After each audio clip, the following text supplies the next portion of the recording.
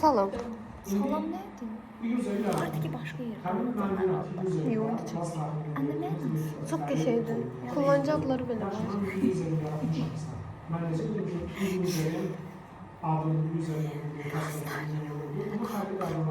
Salam dostlar.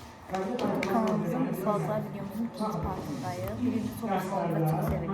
İkinci tekrar mekanı yeni iğneledik. Siz garipsiniz. Birinci soru. İnşallah sesimiz geldi. Çünkü sesimiz düşmüyor bu arada. Birinci soru. Dağıttım içimi.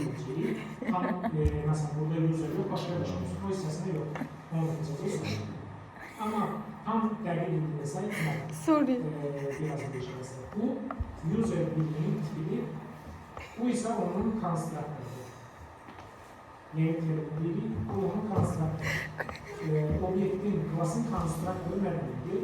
Objekt yaranan zaman konstruktör təyin edilir ki, objekt necə yaranır?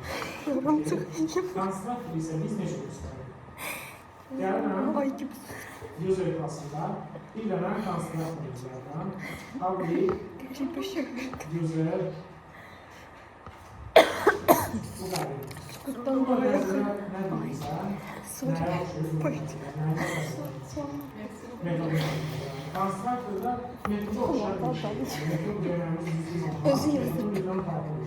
Amma bunun bir tərəfi yox. Unuttum ki. Public yazmışam və klasın adı ilə eyni şey yazmışam və bu adını bir yana konstruktör. Soru istedim. Klasın adını eyni konstruktör. İndi gəlmək mən buna user bilgi alanda istəyirəm ki, müəyyən filtrləri vereyim. Düzəldim ki, bunun user bilgi olur və sonra bunu eləmək üçün arzu. Bunu eləmək üçün burada məsələ nə yazılır? İntibar etməyi user yazılan alır.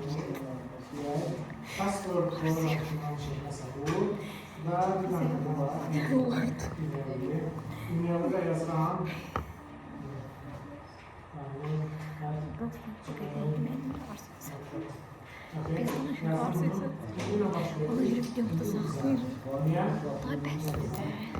Canla görmüyorum abi. bu yeni klasa